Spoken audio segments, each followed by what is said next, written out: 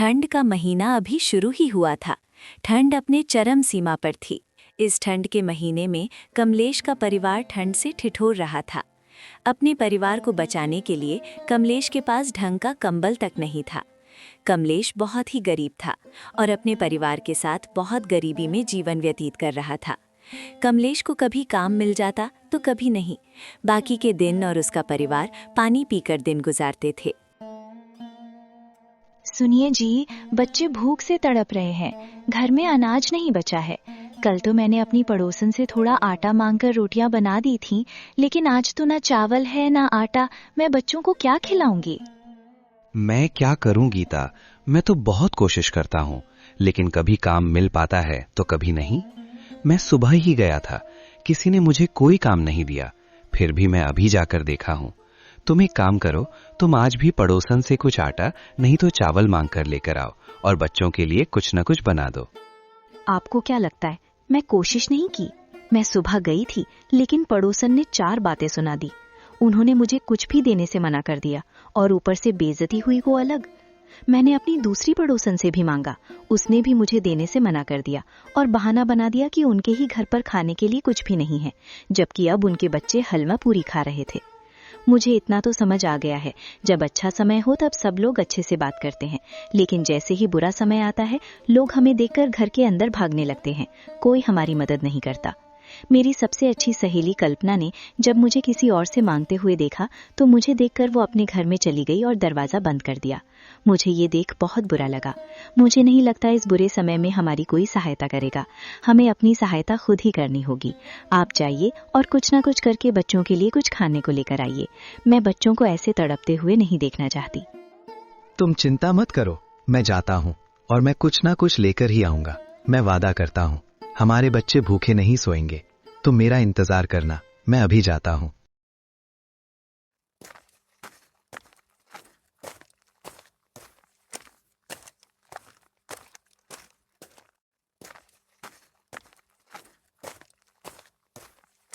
मालिक, मुझे काम की बहुत जरूरत है। मुझे कुछ काम दे दीजिए। मेरे बच्चे भूख से तड़प रहे हैं। मालिक, कल से उन्होंने कुछ नहीं खाया। आज अगर मैं खाली हाथ घर गया तो उन्हें आज भी भूख नहीं सोना पड़ेगा। कृपया मुझे काम दे दीजिए मालिक, कुछ भी काम चलेगा, मैं सब करने के लिए तैयार हूं। ए जरा रुको, तुम्हें दिखाई नहीं दे रहा? मैं कुछ जरूरी बात कर रहा हूं। चुपचाप खड़ा रहे यहाँ पे। रघु, ये 2 बोरियां सोनेलाल के घर 2 बजे से पहले पहुंच जानी चाहिए। इनमें बहुत जरूरी सामान है और सोनेलाल ने ये आज ही मांगी है। लेकिन मालिक, अभी तो 11 बज रहे हैं। 3 घंटे में ये कैसे मुमकिन है? उनका गांव तो बहुत दूर है। मैं भी क्या करूं रघु, मेरे ध्यान से ही उतर गया। मुझे याद ही नहीं रहा कि सोनेलाल ने ये आज ही मांगा था, और वो भी 2 बजे से पहले। हमारे पास कोई रास्ता नहीं है। तुम कुछ भी करो, लेकिन ये 3 घंटे में पहुंच जानी चाहिए। तुम ऐसे किसी व्यक्ति को ये काम दो जो फुर्तीला हो और 3 घंटे में उसके गांव पहुंच जाए। हम उसे दुगनी मजदूरी देने के लिए तैयार हैं, लेकिन ये काम 3 घंटे में हो जाना चाहिए। नहीं तो सोनेलाल बहुत गुस्सा करेगा और वो हमसे व्यापार करना भी छोड़ देगा। मेरा इसमें बहुत बड़ा घाटा होगा। ये सारी बातें कमलेश सुन लेता है और कमलेश बोलता है, माफी चाहता हूं मालिक, मैं बीच में बोल रहा हूं, लेकिन मालिक, ये काम मैं कर सकता हूं। मैं 3 घंटे के भीतर ये बोरियां देकर आ जाऊंगा। मुझ पर एक बार यकीन करके देखिए मालिक। क्या तू सचमुच 3 घंटा में ये बोरियां वहां तक पहुंचा सकता है? अगर ये तूने कर दिखाया तो मैं तुझे दुगनी मजदूरी दूंगा। लेकिन अगर तूने लापरवाही की और तू वहां पर 3 घंटे के भीतर नहीं पहुंचा तो याद रखना, मुझसे बुरा कोई नहीं होगा। अगर तू सचमुच कर सकता है तो ही लेकर जा, वरना मैं किसी और आदमी को देखता हूं।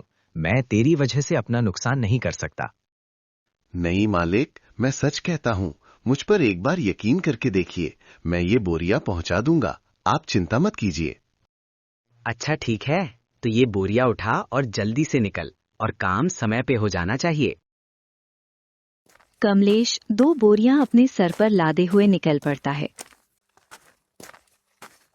चलते चलते उन बोरियों की वजह से कमलेश का सिर दुखने लगता है, लेकिन फिर उसे अपने भूखे बच्चों की याद आती है और फिर चल पड़ता है।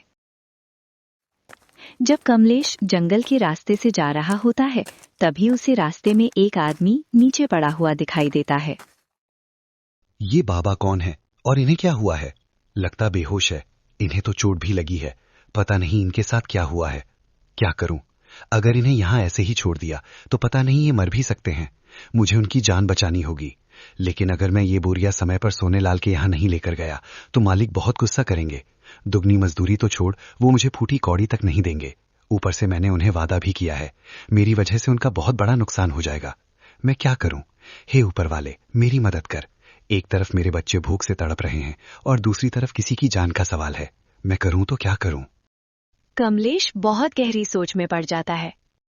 नहीं नहीं, ये गलत है। मैं इन्हें छोड़कर यहां से नहीं जा सकता। इनके जान का सवाल है। अगर आज मैंने उनकी जान नहीं बचाई तो जिंदगी भर मुझे इस बात का गम रहा रहेगा कि मैंने मुसीबत के समय इस बुजुर्ग को मरने के लिए छोड़ दिया, जबकि मैं उनकी मदद कर सकता था। ये बात मुझे जीने नहीं देगी। मैं और मेरा परिवार तो एक दिन भूखा रह लेगा, लेकिन अगर इनकी जान एक बार चली गई तो दोबारा किसी भी कीमत पर लौट कर नहीं आएगी। इस दुनिया में जान से अलावा और कोई भी चीज कीमती नहीं। मुझे इनकी मदद करनी होगी। कमलेश वो बोरिया वहीं रखकर उस आदमी को वैद्य जी के पास लेकर जाता है। वैद्य जी उन्हें देखकर बहुत चौंक जाते हैं। इनको क्या हुआ है और तुम कौन हो? वेद जी, मैं नहीं जानता इनको क्या हुआ है। ये मुझे जंगल के रास्ते में मिले थे और मैं यहाँ किसी को नहीं जानता। मैं आपका पता पूछ पूछ कर यहाँ तक आया हूँ। आप जल्दी से इनका इलाज कीजिए। वैद्य जी उस आदमी का इलाज करते हैं। फिर थोड़ी देर बाद बाहर आकर कमलेश से कहते हैं, उन्हें हार्ट अटैक आया था, लेकिन अब वो खतरे से बाहर है। तुम जानते हो तुमने कितना बड़ा काम किया है? तुम जिन्हें यहाँ लेकर आए हो, क्या तुम्हें पता है वो कौन है? मुझे नहीं पता वो कौन है। मैंने तो बस इंसानियत के नाते उनकी मदद की है। वो चाहे कोई भी हो, मुझे इससे कोई वास्ता नहीं। लेकिन मैं उन्हें ऐसे रास्ते में तड़पते हुए नहीं छोड़ना चाहता था, इसलिए मैं उन्हें यहां लेकर आ गया। तुमने बहुत नेकी का काम किया है। तुम जिन्हें यहां लेकर आए हो वो इस गांव के सबसे रईस आदमी गणेश सिंह जी हैं। उनसे बड़ा रईस आसपास के 20 गांव में भी नहीं है। तुमने उनकी जान बचाकर बहुत बड़ा एहसान किया है। जब उन्हें पता चलेगा तो तुमसे बहुत खुश होकर तुम्हें माला माल कर देंगे। वेद जी, मैं यहाँ ज्यादा देर नहीं रुक सकता। मैं एक बहुत जरूरी काम से जा रहा था। घर पर मेरे बच्चे भूखे हैं, मेरा इंतजार कर रहे हैं। मुझे जल्दी से वो काम करके घर लौटना है। क्या बात कर रहे हो? रुको, मैं अभी तुम्हें कुछ पैसे देता हूं। तुम अपने घर पर खाने के लिए लेकर जाओ। नहीं नहीं वेद जी, मुझे इनाम नहीं चाहिए। मेरी इनाम की कमाई नहीं लेना चाहता। मुझे बस मेरी मेहनत की कमाई चाहिए।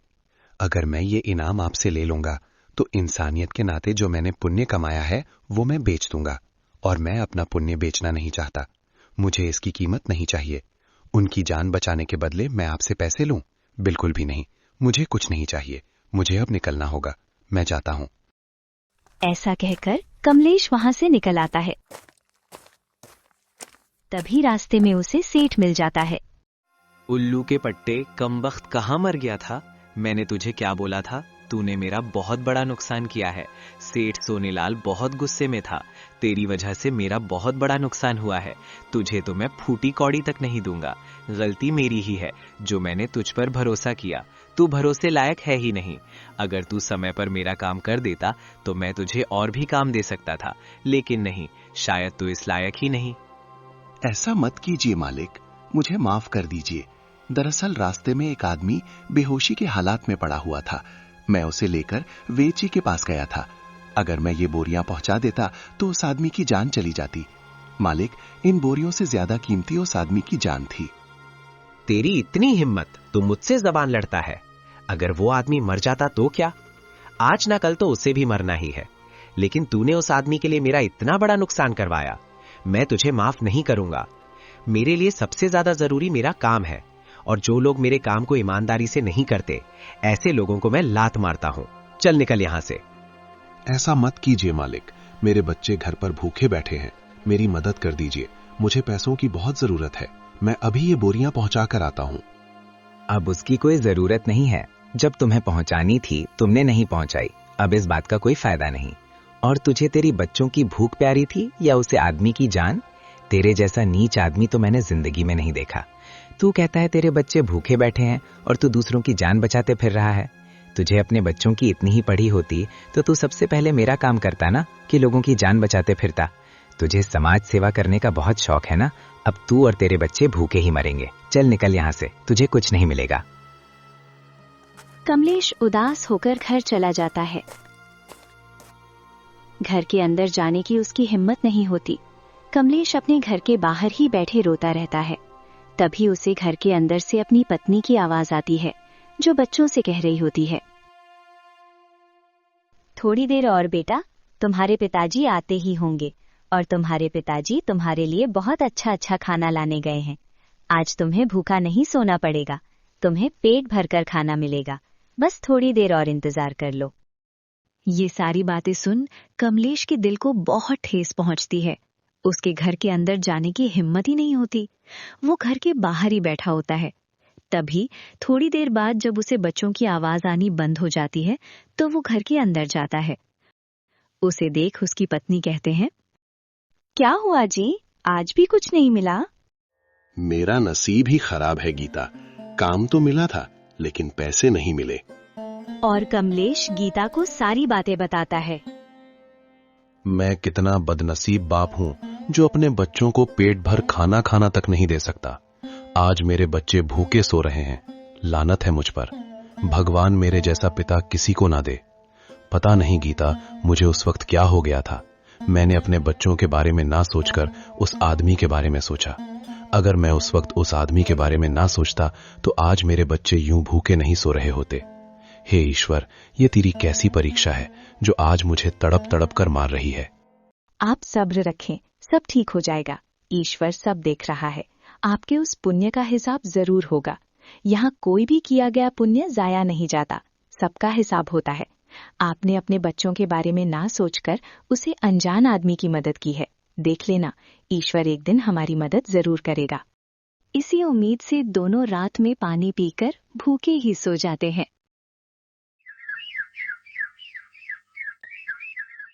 अगली सुबह जब सेठ गणेश सिंह को होश आता है तब वेद जी उन्हें सारी बातें बताते हैं। तो गणेश सिंह बोलते हैं, क्या आप बात कर रहे हो वेद जी? आपने उस आदमी को रोका क्यों नहीं? हम उसका धन्यवाद करते, उसने हमारी जान बचाई है। उसने हम पर बहुत बड़ा एहसान किया है, नहीं तो शायद मैं आज जिंदा भी नहीं रहता। सेठ जी, मैंने उसे रोकने की बहुत कोशिश की, लेकिन वो बहुत मुसीबत में था। वो कह रहा था कि उसके बच्चे भूखे उसका इंतजार कर रहे हैं। सेठ जी, उसके हालात बहुत खराब थे। मुझे लगता है उसे पैसों की बहुत जरूरत थी। मैं तो उस वक्त होश में नहीं था। तुमने उसकी मदद क्यों नहीं? तुम उसे कुछ पैसे दे देते, बदले में तुम्हें कई गुना पैसे दे देता। सेठ जी, मैंने उसकी मदद करनी चाहिए थी। मैं उसे पैसे भी दे रहा था, लेकिन वो बहुत खुददार निकला। उसने वो पैसे लेने से इनकार कर दिया। मैंने ऐसा आदमी तो अपने जीवन में कभी नहीं देखा। कोई इतना भी ईमानदार और खुददार हो सकता है? हम अभी के अभी उसके गांव जाकर उसे इनाम देना चाहेंगे। सेठ जी, अभी आपको आराम की जरूरत है, आप कहीं मत जाइए। नहीं वेद जी, हम जब तक उसे आदमी से मिल नहीं लेते हमारा मन नहीं मानेगा। हम उसे जल्द से जल्द मिलना चाहते हैं। और जैसा कि तुम बता रहे हो, वो बहुत कष्ट में है। उसने हमारी जान बचाई है। हम उसे किसी बात का कोई कष्ट नहीं होने देंगे। हम अभी उसके पास जाते हैं। ऐसा कहकर सेठ जी कमलेश के घर पहुंच जाते हैं। घर में कमलेश और उसकी पत्नी दोनों निराश होकर बैठे होते हैं। तभी बाहर से आवाज आती है। कमलेश और उसकी पत्नी बाहर जाते हैं। गणेश सिंह अपने आदमी के साथ होता है और उसके आदमी के हाथों में सोने के सिक्कों से भरी पोटली होती है। कमलेश सेठ जी को देख बहुत चौंक जाता है और बोलता है, अरे सेठ जी, आपकी तबीयत कैसी है? आप ठीक तो हो ना? सेठ जी कमलेश को देखकर उसे गले लगा लेते हैं और फिर बोलते हैं, मैं ठीक हूं बेटे, ये जिंदगी तुम्हारी ही देन है। अगर तुम मेरी मदद नहीं करते तो शायद मैं आज जिंदा नहीं रहता। तुम्हारा ये एहसान मैं जिंदगी भर नहीं चुका सकता। बेटा, मैं तुम्हें कुछ देना चाहता हूं, इसे स्वीकार करो बेटा। नहीं सेठ जी, मैंने ये सब पैसों के लिए नहीं किया है। मैंने तो इंसानियत के नाते आपकी जान बचाई है। मैं इसे पैसों में नहीं तोल सकता। जान बहुत कीमती होती है सेठ जी। पैसे लेकर मैं इस बात का सौदा नहीं कर सकता। मुझे ये पैसे नहीं चाहिए। वाह बेटे, सचमुच मैंने तुम्हारे जितना ईमानदार आदमी आज तक नहीं देखा। तुम बोलो बेटा, तुम्हें क्या चाहिए? हम तुम्हारे लिए सब करने के लिए तैयार हैं। सेठ जी, अगर आप कुछ करना ही चाहते हैं तो मुझे काम दे दीजिए। मुझे काम की बहुत जरूरत है। इस काम से मैं अपने परिवार का पालन पोषण करना चाहूंगा, लेकिन ये इनाम की कमाई मुझे नहीं चाहिए। मुझे मेरे मेहनत के पैसे चाहिए। बस आप मुझे काम दे दीजिए, आपका बहुत एहसान रहेगा। एहसान तो तुमने मुझ पर किया है, वो भी इतना बड़ा कि मैं काम देखकर भी नहीं चुका सकता। फिर भी तुम्हारी इच्छा है तो तुम आज से ही मेरे यहाँ काम करोगे। और हाँ, अब तो तुम्हारे परिवार के लिए उसे कुछ तो पैसे ले लो, ताकि तुम्हारा परिवार भूखा ना रहे। उसके बदले में तुम मेरे यहाँ काम तो कर ही रहे हो। ठीक है मालिक, आपका बहुत बहुत धन्यवाद। कमलेश और गीता बहुत खुश हो जाते हैं। सेठ जी के जाने के बाद गीता कमलेश से कहती है, देखा आपने, मैंने उस दिन आपसे कहा था ना कि इस पुण्य का आपको एक दिन बहुत बड़ा फल मिलेगा। आप कितने दिनों से काम की तलाश में थे, लेकिन कोई आपको काम नहीं दे रहा था, लेकिन इन सेठ जी ने तो घर पर आकर आपको काम दिया है। कितनी बड़ी बात है। हाँ गीता, तुम बिल्कुल सच कह रही हो। सेठ जी ने मुझ पर भरोसा कर मुझे काम दिया है। मैं पूरी निष्ठा और ईमानदारी से सेठ जी के यहाँ काम करूंगा। उन्हें कभी कोई शिकायत का मौका नहीं दूंगा।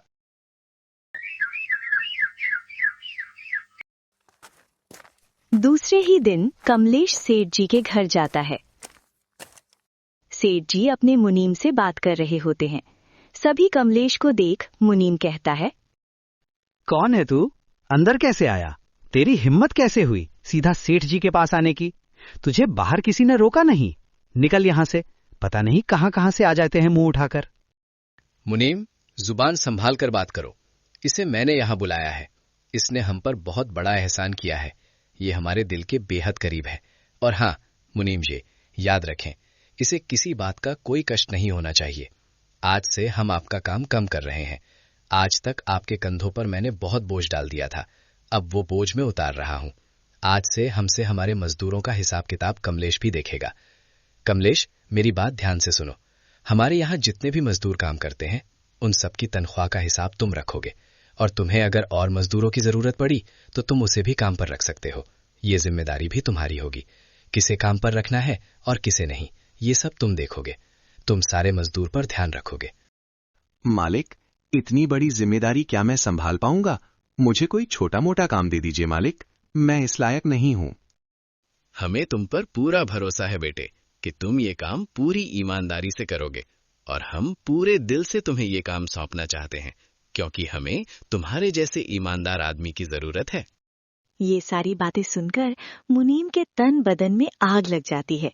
वो अंदर ही अंदर कमलेश से जलने लगता है और सोचता है, इस गणेश सिंह को हो क्या गया है जो इस भिखारी को इतनी बड़ी जिम्मेदारी दे रहा है? जो काम आज तक मैं कर रहा था वो आज ये कल का आया हुआ लौंडा करेगा। इसने एक दिन में ही इस गणेश सिंह का विश्वास कैसे जीत लिया? अगर ये मेरे काम में मेरे साथ शामिल हुआ तो इसे सब पता चल जाएगा कि मैं इतने सालों से इस गणेश सिंह को कैसे बेवकूफ बना रहा हूं। फिर तो मेरी कमाई होना बंद हो जाएगी। नहीं, मुझे इसका कुछ पक्का बंदोबस्त करना ही होगा। कुछ दिन ऐसे ही बीत जाते हैं। एक दिन गणेश सिंह कमलेश से कहता है, कमलेश, मैं 2 दिन के लिए शहर जा रहा हूं। कमलेश, मुझे तुम्हें एक बात बतानी है। मुझे शक है कि हमारे करीबी ही हमें धोखा दे रहे हैं और हमसे छल कपट कर पैसे निकाल रहे हैं। मैं 2 दिन यहां नहीं रहूंगा। देखो बेटा, तुम मेरे बेटे की तरह हो। भगवान ने मुझे कोई संतान नहीं दी, लेकिन आज तुम्हें मेरे पास भेजा है। शायद मेरी संतान होती तो तुम्हारे जैसी ही होती। मैं तुम पर बहुत भरोसा करता हूं बेटा। मुझे यहाँ किसी पर भरोसा नहीं। तिजोरी में जितने भी धन दौलत है वो सब मैं तुम्हारे भरोसे पर छोड़ जा रहा हूं। मैं ये सब अपने साथ नहीं ले जा सकता, और मैं यहाँ पर किसी पर्ची पर भरोसा भी नहीं कर सकता सिवाय तुम्हारे। तुम मेरे आने तक तुम यहीं रहोगे और तिजोरी का ध्यान रखोगे। सेठ जी, आप बिल्कुल भी चिंता मत कीजिए। मैं अपने जान से भी ज्यादा इस तिजोरी का ध्यान रखूंगा। मैं आपके धन पर कोई आंच नहीं आने दूंगा। आप निश्चिंत होकर शहर जाइए। वो मुनीम अपने एक आदमी के साथ मिलकर एक चाल चलता है। सुनो, अच्छा मौका है। गणेश सिंह यहाँ पर नहीं है। हमें आज रात ही तिजोरी से सारा धन निकालना होगा। ये सोचकर दोनों सेठ जी की कमरे की तरफ बढ़ते हैं तो देखते हैं वहां कमलेश बैठा होता है। तभी मुनीम सोचता है, ये कमलेश यहाँ क्या कर रहा है? लगता है उस गणेश सिंह ने इसे यहां तैनात किया है। इसके रहते हुए हम तिजोरी को हाथ नहीं लगा सकते। मुझे इसका कुछ ना कुछ करना ही होगा। एक काम करो, आज रहने देते हैं, हमारे पास कल का दिन भी है। सेठ जी कल शाम को आने वाले हैं। उससे पहले हम अपना काम और इस कमलेश को भी तमाम करके यहां से निकल जाएंगे। इसे बहुत शौक है ना निगरानी रखने का। कल ये जिंदा नहीं बचना चाहिए। इसे कल के कल ही मारकर जंगल में जाकर गाड़ देते हैं। किसी को कुछ पता नहीं चलेगा। और जब सेठ जी आएंगे और देखेंगे कि तिजोरी का सारा सोना और पैसे गायब है और कमलेश भी गायब है, तो सारा इल्जाम इस कमलेश पर आ जाएगा। हमें धन भी मिल जाएगा और किसी को कानो कान खबर भी नहीं होगी। सारे लोगों को यही लगेगा कि कमलेश ने ये सब कुछ किया है। और फिर अगले दिन मुनीम खाने में जहर मिला देता है और कमलेश के पास जाकर बोलता है, कमलेश, तुम कब से यहां बैठे हो? ऊपर से तुमने कुछ खाया भी नहीं है। जाओ, थोड़ी देर के लिए मैं यहां बैठ जाता हूं, तब तक तुम खाना खा लो। नहीं मुनीम जी, सेठ जी ने बहुत भरोसा करके मुझे ये काम सौंपा है। जब तक सेठ जी नहीं आ जाते मैं यहां से कहीं नहीं जाऊंगा। वैसे भी 2 घंटे की तो बात है, अब सेठ जी आने ही वाले हैं। तब तक मैं यहीं ठीक हूं, मैं बाद में खाना खा लूंगा। अरे ऐसे कैसे? तुम कब से भूखे हो? मैं एक काम करता हूं, खाने की थाली यहीं लेकर आता हूं, तुम यहीं बैठकर खाना खा लो, फिर तो ठीक है ना? जी मुनीम जी, ठीक है, मैं यहीं खा लूंगा। मुनीम खुश होकर वहां से चला जाता है। उसके जाने के बाद कमलेश सोचता है, सेठ जी ने कहा था कि उनका कोई करीबी ही उनके खिलाफ है। उनमें ये मुनीम भी तो हो सकता है। नहीं, मुझे किसी पर भरोसा नहीं करना चाहिए, इस मुनीम पर भी नहीं। और ऊपर से ये मुझे खाना खिला रहा है। आज तक इसने मुझसे ढंग से बात तक नहीं की, और आज इसे मेरे खाने की क्यों पड़ी है? जरूर कुछ गड़बड़ है। तभी वहां पर मुनीम खाने की थाली रखे कर कहता है, लो भाई, जल्दी से खाना खा लो। धन्यवाद मुनीम जी, जो आपने मेरे लिए इतना सोचा और आपने मेरे लिए ये खाना लाया। आप जाइए ना, मैं खाना खा लूंगा। मुनीम वहां से चला जाता है। उसके जाने के बाद कमलेश सोचता है, जरूर खाने में कुछ गड़बड़ है।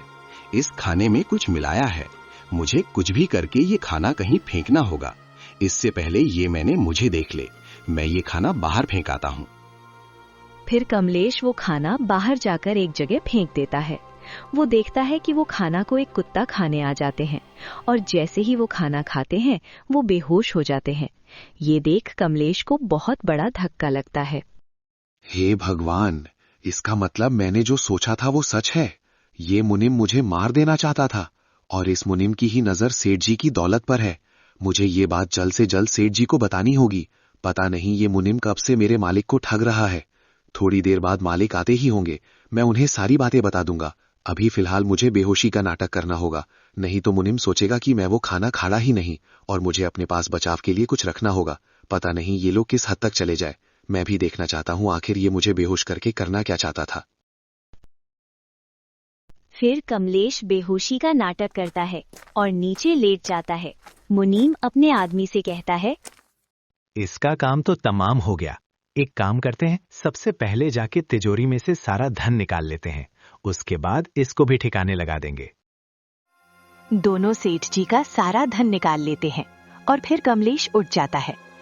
अपने हाथ में चाकू रखकर उन्हें धमकाता है और कहता है, खबरदार, अगर मेरे मालिक के धन को यहां से ले जाने की कोशिश की, मैं तुम्हें ये नहीं करने दूंगा। चुपचाप ये सारा धन यहां रख दो। मुनीम कमलेश को जिंदा देख चौंक जाता है और डरते डरते कहता है, तुम जिंदा हो? तुम जिंदा कैसे हो सकते हो? क्यों मुनीम, मुझे जिंदा देखकर तुम्हें हैरानी हो रही है ना? तुमने तो बड़ी अच्छी चाल चली थी मुझे ठिकाने लगाने की, लेकिन तुम अपने मकसद में कामयाब नहीं हो पाओगे। तुमने क्या सोचा था? तुम मुझे मार दोगे और सेठ जी का सारा धन लेकर यहां से भाग जाओगे। कुछ तो शर्म करो मुनीम। सेठ जी सालों से तुम पर भरोसा करते आ रहे हैं और ये तुम क्या कर रहे हो? तुमने उनके भरोसे का ये सिला दिया। जब सेठ जी को ये सब कुछ पता चलेगा, उन्हें कितना बुरा लगेगा, उनके दिल पर कितनी चोट पहुंचेगी। जिसके भरोसे पर तुम्हारा घर चलता है, तुमने उसके ही घर में चोरी कर रहे हो। तुम्हें शर्म आनी चाहिए। तभी किसी की कदमों की आहट आती है। लगता है सेठ जी आ गए। अब तुम्हारी खैर नहीं। अच्छा हो गया सेठ जी जल्दी आ गए। तुम्हारी ये घिनौनी हरकत सेठ जी अब अपनी आंखों से देखेंगे। मैं भी देखता हूं अब तुम कैसे बचते हो। तभी मुनीम एक तरकीब सोचता है और सारा धन हीरा के पास रखकर खुद नीचे गिर जाता है और कमलेश से कहता है, नहीं कमलेश, मुझे मत मारो, ऐसा मत करो। मैंने तुम्हारा क्या बिगाड़ा है? तुम ये सब क्यों कर रहे हो? हमारे सेठ जी ने तुम पर इतना भरोसा किया और बदले में तुम सेठ जी को इतना बड़ा धोखा दे रहे हो। ये गलत है कमलेश, मैं तुम्हारे आगे हाथ जोड़ता हूँ, ये सब मत करो, मुझे छोड़ दो, मुझे मत मारो। तभी गणेश सिंह वहां पर आ जाता है और ये सारा मंजर देख सारा खेल ही उल्टा पड़ जाता है। कमलेश सोच में पड़ जाता है कि आखिर ये मुनीम बोल क्या रहा है। ये सब क्या हो रहा है मुनीम जी, ये सब क्या है? अच्छा हुआ मालिक, आप आ गए, मुझे बचा लीजिए मालिक। ये कमलेश मुझे मार देना चाहता है। आप देखिए, इसके हाथ में चाकू है। ये आपकी सारी दौलत लेकर यहाँ से भाग रहा था। मैंने इसे रोकने की कोशिश की तो ये मुझे मार देना चाहता है। ये सारी बातें सुन गणेश सिंह को बहुत बड़ा धक्का लगता है और कमलेश के पैरों तले तो जमीन खिसक जाती है। वहां का मंजर देख कोई भी यही सोचता कि ये सब कमलेश ने किया है। गणेश सिंह ने भी वही सोचा और सारा इल्जाम कमलेश पर डाल दिया। कमलेश, मैंने तुझे अपने बेटे की तरह समझा था। परेशान फरामोश, तूने मेरे साथ इतना बड़ा धोखा किया। मैं सोच भी नहीं सकता था कमलेश कि तुझ जैसा आदमी ऐसा कर सकता है। तूने आज मेरा दिल तोड़ा है। तूने मुझे बहुत बड़ा धोखा दिया है। मुझसे बहुत बड़ी गलती वाला हो गई जो मैंने तुझ पर भरोसा किया। मालिक ये झूठ है, मालिक ये झूठ बोल रहा है। मैंने ये सब नहीं किया, बल्कि ये यहाँ से आपका सारा धन लेकर जा रहा था। मैंने इसे रोका है मालिक, नहीं तो ये अब तक भाग चुका होता। ये झूठ बोल रहा है, इसके बातों पर यकीन मत कीजिए। मालिक, ये बहुत बड़ा झूठा है। इसने आपको धोखा दिया है। इसने जानबूझकर अच्छा बनने का दिखावा किया और आपके पीछे पीछे घर तक आ गया और आप भी इसके अच्छेपन का दिखावा समझ नहीं पाए और इसे काम पर रख लिया। बदले में देख लीजिए मालिक, इसने आपके साथ क्या किया है। आप खुद देखिए, इसके हाथ में चाकू है, सारा धन इसके पास है। अब आप ही बताइए मालिक, मैं झूठ बोल रहा हूं या ये कमलेश? नहीं मालिक, ये सब गलत है, झूठ है। मैंने कुछ भी नहीं किया है। मैं आपका वही कमलेश हूं मालिक। मैंने आपको धोखा नहीं दिया है। ये मुनीम झूठ बोल रहा है, मेरा यकीन कीजिए। चुप कर एहसान फरामोश, सारा सच अब मालिक के सामने आ चुका है। अब तेरा नाटक करने का कोई फायदा नहीं। तुझे इस बात की सजा तो मिलकर रहेगी। मालिक, मैं अभी दरोगा जी को बुलाता हूं और इस एहसान फरामोश को उनके हवाले करता हूं। नहीं मालिक, दरोगा जी को मत बुलाएं। मुझे एक मौका दीजिए मालिक। अगर आपको कभी मुझ पर थोड़ा सा भी भरोसा हुआ था तो मुझे एक मौका दीजिए ताकि मैं अपने आप को साबित कर सकूं। नहीं मालिक, इसकी बात सुनने की कोई जरूरत नहीं। ये आपको अपनी मीठी मीठी बातों के जाल में फंसाना चाहता है। इसकी बात मत सुनिए, ये बहुत बड़ा ठग है। ये आपको लूटने के इरादे से यहाँ आया था। शायद इसलिए इसने आपकी जान बचाई। इसे लगा होगा अमीर आदमी है, इससे बहुत पैसे निकलेंगे। तभी इसने जानबूझकर ईमानदारी दिखाई और आपसे तब पैसे नहीं लिए और यहाँ इस घर में घुस आया ताकि आपकी तिजोरी साफ कर सके। आप इसकी बातें मत सुनिए, मैं अभी दरोगा जी को बुलाता हूँ। रुक जाओ मुनीम, इसने हम पर हमारी जान बचाकर बहुत बड़ा एहसान किया था। उसे एहसान के बदले हमें विशेष रूप से एक मौका देना चाहते हैं। बोलो कमलेश, तुम्हारे पास आखिरी मौका है। साबित करो कि ये सब तुमने नहीं किया है। और हाँ, अगर तुम साबित ना कर पाए तो तुम्हें ऐसी सजा मिलेगी जो तुम कभी सोच भी नहीं सकोगे। मुझे मौका देने के लिए धन्यवाद मालिक। मैं जानता हूं कहीं ना कहीं आपको भी मुझ पर यकीन है। मेरे साथ चलिए मालिक, मैं आपको कुछ दिखाना चाहता हूं। वो देखने के बाद दूध का दूध और पानी का पानी हो जाएगा। फिर आपको यकीन आ जाएगा कि कौन झूठ बोल रहा है और कौन सच। ये बात सुनकर मुनीम थोड़ा डर जाता है और सोचता है, आखिर ये क्या दिखाने की बात कर रहा है? ये मालिक को कहां लेके जा रहा है? मुझे मालिक को रोकना होगा। नहीं मालिक, पागल मत बनिए। आप इसकी बात मत मानिए। इसके साथ कहीं मत जाइए। इसके सिर पर खून सवार है। ये कहीं आपको भी न मार दे। ये दौलत की आड़ में अंधा हो चुका है। इसे किसी भी हालत में आपके पैसे चाहिए। इसे आपसे कोई मतलब नहीं। आप इसकी बातों में मत आइए। आप फौरन दरोगा जी को बुलाएं। ये बहुत खतरनाक आदमी है। ये किसी को भी मार सकता है। मुनीम, तुम थोड़ी देर चुप रहोगे। तुम चलो कमलेश, तुम क्या दिखाना चाहते हो, दिखाओ हमें। फिर कमलेश गणेश सिंह को लेकर उस जगह जाता है जहां उसने जहर वाला खाना फेंका था। वहां एक कुत्ता मरा होता है। कमलेश गणेश सिंह से कहता है, देखिए मालिक, ये कुत्ता मर चुके हैं। दरअसल मालिक, इस मुनीम ने मुझे जबरदस्ती खाना दिया था जिसमें इसने जहर मिलाया था। ये मुझे मारकर आपकी सारी दौलत लेकर यहाँ से भाग जाना चाहता था। इसे पता था कि मेरे रहते ये ऐसा नहीं कर सकता, इसलिए इसने ये चाल चली और खाने में जहर मिला दिया। मुझे इस पर शक हुआ, इसलिए मैंने वो खाना ना खाकर यहाँ आकर फेंक दिया था। नतीजा आपके सामने है कि इस खाने में सच में जहर था भी या नहीं। सारा सच गणेश सिंह के सामने आ जाता है। गणेश सिंह को बहुत बड़ा धक्का लगता है। गणेश सिंह को मुनीम पर बहुत गुस्सा आता है। गणेश सिंह मुनीम से कहता है, अच्छा, तो तुम थे आस्तीन के सांप। तुम्हें शर्म नहीं आई? ऐसा घिनौना काम करते हो, और ऊपर से तुम कमलेश पर इल्जाम लगा रहे थे। तुम इसीलिए मुझे यहाँ आने से रोक रहे थे ना? तो वो तुम ही थे जो सालों से मुझे ठगते आ रहे हो, मेरे साथ बेईमानी कर रहे हो। आज अगर कमलेश या अनार यहाँ ना होता तो तुम्हारी असलियत कभी मेरे सामने आती ही नहीं। मैंने आंख बंद करके तुम पर भरोसा किया था, तुमने उसे भरोसे का ये सिला दिया। तुम्हें शर्म आनी चाहिए। दौलत की आड़ में तुम इतना गिर गए कि तुमने कमलेश की जान लेने की कोशिश की। कल को तो तुम मेरी जान भी ले लेते। अच्छा हुआ जो तुम्हारी असलियत सामने आ गई, क्योंकि जैसे नीच आदमी को जीने का कोई अधिकार नहीं। मैं अभी दरोगा को बुलाता हूँ, तुम जिंदगी भर जेल में सड़ोगे। फिर गणेश सिंह पुलिस को वहां बुलाता है और पुलिस मुनीम उसके आदमी को पकड़कर वहां से लेकर जाती है। उसके जाने के बाद गणेश सिंह कमलेश से कहता है, कमलेश, मेरे बेटे, मुझे माफ कर दे। मैं तुझ पर यकीन नहीं किया। मुझसे बहुत बड़ी गलती हो गई बेटा। नहीं मालिक, आप अपनी जगह पर सही थे। आपकी जगह कोई भी होता तो यही सोचता। उस मुनीम ने चाल ही ऐसी चली थी कि आप उसके चाल में आ गए। आपकी इसमें कोई गलती नहीं है। आप माफी मत मांगिए। मालिक, आपने तो मुझ पर बहुत बड़ा एहसान किया है, मेरे परिवार को संभाला है।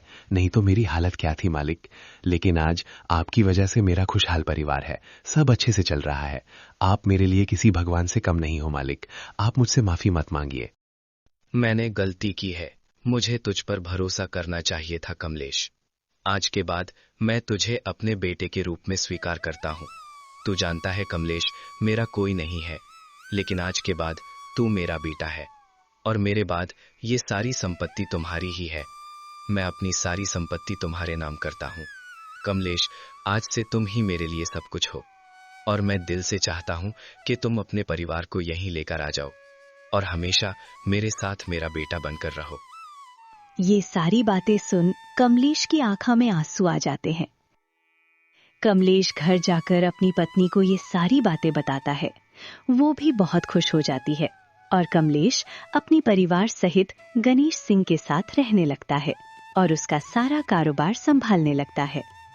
और ये कहानी यहीं समाप्त होती है।